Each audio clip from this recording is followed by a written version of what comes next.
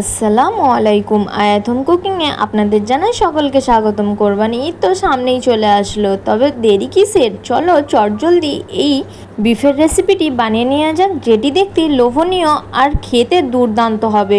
প্রিয়জনের জন্য বানিয়ে মন জয় করে নিন একদম ঘরোয়া উপকরণ দিয়ে। বেশি সময়ও লাগবে না, আবার খেতেও দুর্দান্ত হবে।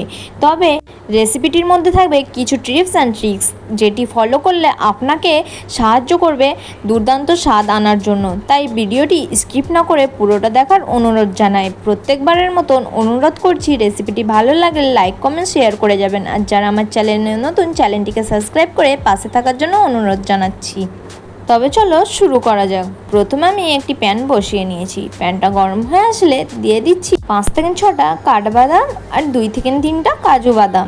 আর দিয়ে দেবো এখানে শুকনো লঙ্কা। শুকনো লঙ্কার পরিমাণটা আপনারা আপনাদের পছন্দ মতন দিতে পারেন, তবে এখানে আমি 4টে দিয়েছি একটি ছোট এলাচ, 10 থেকে 12টা গোলমরিচ আর নিয়েছি 3টে লবঙ্গ। এবার এটি লো ফ্লেমে ওই 2 মিনিট মতন গরম করে নেব। তবে এটা ভাজা যাবে না, আবার রং আসাও যাবে না।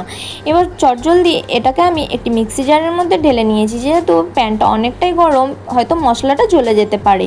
এবার দিয়ে দিচ্ছি মাঝারি সাইজের কেটে রাখা 3টে টমেটো। এবার দিয়ে দেব এর মধ্যে 3 টেবিল চামচ পরিমাণ টক দই। এবার সুন্দরভাবে এটা পেস্ট করে নেব। অন্যদিকে একটি কুকার বসিয়ে নিয়েছি চুলার মধ্যে। এবার আমি এখানে দিয়ে দিচ্ছি 1/2 কাপ পরিমাণ তেলটা এবার গরম হয়ে আসা পর্যন্ত অপেক্ষা করব।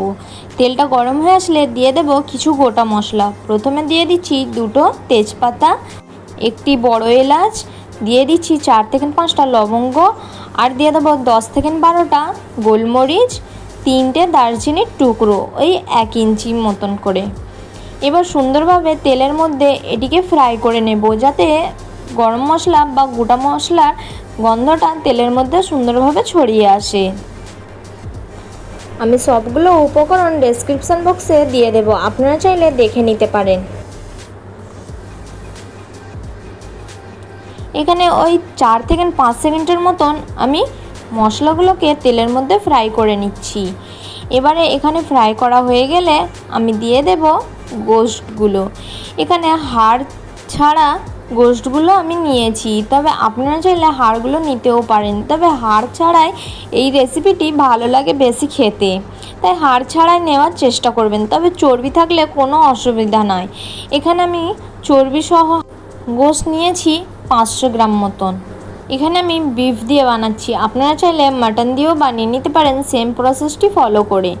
এবার আমি তেলের মধ্যে গোশটটা ততক্ষণ পর্যন্ত ফ্রাই করতে থাকবো যতক্ষণ পর্যন্ত না গোশটের কালারটা চেঞ্জ হয়ে আসে বা তেলের মধ্যে ভাজা ভাজা হয়ে আসে। এখানে আমি গোশটটা তেলের মধ্যে ওই 5 মিনিট মতন ফ্রাই করে নেব। এখানে এই পর্যায়ে গ্যাসের ফ্লেমটা লোতে রাখতে হবে। গ্যাসের ফ্লেমটা লোতে রেখেই এটি কষতে থাকতে হবে বা ভাজতে থাকতে হবে। গোশট থেকে পানি বেরিয়ে আসবে, পানি বেরোনোর পরেই গোশটটাকে তেলের মধ্যে ফ্রাই করে নিতে হবে।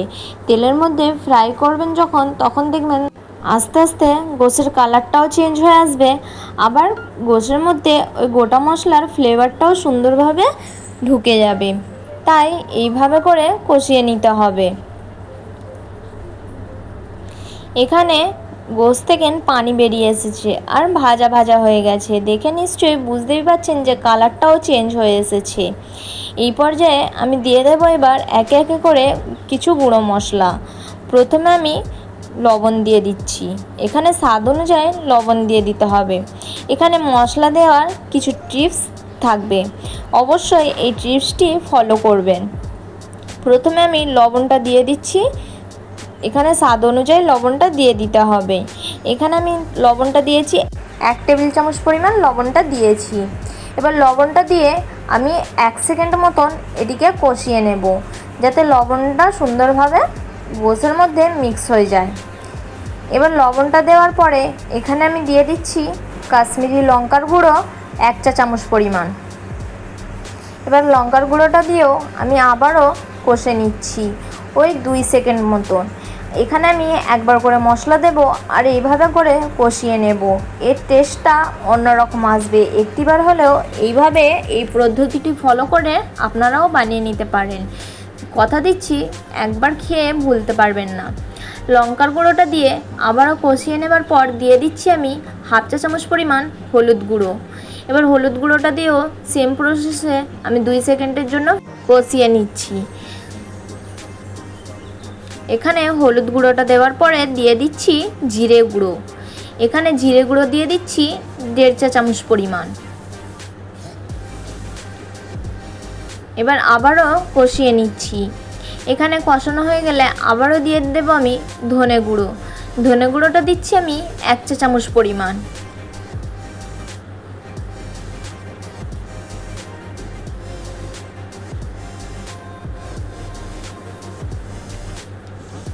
এবার আমি এই মশলাটাকে 2 থেকে 3 মিনিটের জন্য সুন্দরভাবে কষিয়ে নেব।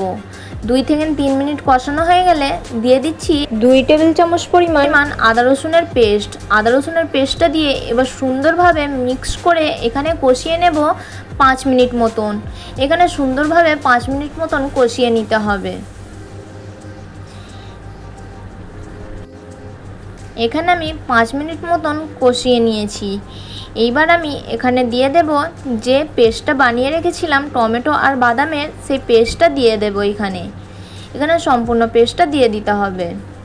এবার দিয়ে এই মশলার মধ্যে গোশের সাথে ভালো করে এটিকে কষিয়ে নিতে হবে 5 মিনিট মতন, যাতে বাদামের কাঁচা ভাবটা বা টমেটো যে গন্ধটা আছে সেটি সম্পূর্ণ চলে যায় আর মশলার একটা সুন্দর গন্ধ ছেড়ে আসে।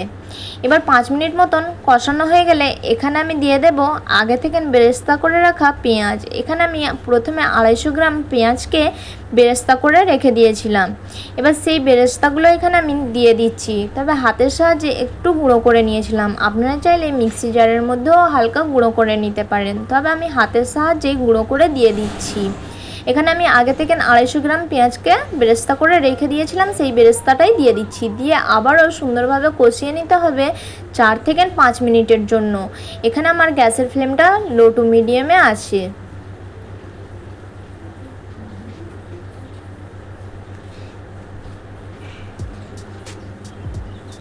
এখানে 4 থেকে 5 মিনিট কষানোর পর এবার আমি দিয়ে দেবো এখানে মশলা। এখানে আমি শাহি গরম মশলাটা ইউজ করছি। এখানে 1 চা চামচ পরিমাণ শাহি গরম মশলাটা দিয়েছি। এই শাহি গরম মশলার রেসিপি আমার চ্যানেলে দেওয়া আছে, লিঙ্ক আমি ডেসক্রিপশন বক্সে দিয়ে দেবো, আপনারা চাইলে দেখে নিতে পারেন। এই শাহি গরম মশলাটা দিয়ে আপনারা যে কোনো ডিশ বা যে কোনো রেসিপি, গোশের বলো বা বিরিয়ানি, পোলাও বা চিকেন, মাছ বানিয়ে নিতে পারো খুব সহজেই, আর স্বাদ আসবে দুর্দান্ত। এবার ওই শাহি গরম মশলাটা দিয়ে আমি সুন্দরভাবে কষিয়ে নিচ্ছি আরও 2 মিনিট মতন। এখানে 2 মিনিট মতন কষানো হয়ে গেলে এবার আমি এখানে দিয়ে দেবো 1 কাপ পরিমাণ গরম পানি। অবশ্যই এখানে গরম পানিটা ইউজ করতে হবে, তাতে করে রান্নাটাও চটজলদি হয়ে যাবে আর রেসিপিটাও খুব সুন্দর হবে খেতে। এবার পানিটা দিয়ে সুন্দরভাবে মিক্স করে আমি ঢাকনা লাগিয়ে 4টে মতন সিটি দিয়ে নেব। তবে মাটনটা বানালে অবশ্যই আরও 2টো সিটি বেশি দিতে হবে, যেহেতু মাটনটা অনেকটা শক্ত হয়। এখানে 4টে সিটি দেওয়ার পর আমি দেখিয়ে দিচ্ছি যে কতটা সুন্দর আর কতটা লোভনীয় হয়েছে। দেখে নিশ্চয়ই বুঝতে পারছেন যে অনেকটাই লোভনীয় হয়েছে। এবার আমি একটি বোলের মধ্যে সার্ভ করে দেখিয়ে দিচ্ছি। আমি এই মাটন কারিটা আজ সার্ভ করেছিলাম জিরা রাইসের সাথে।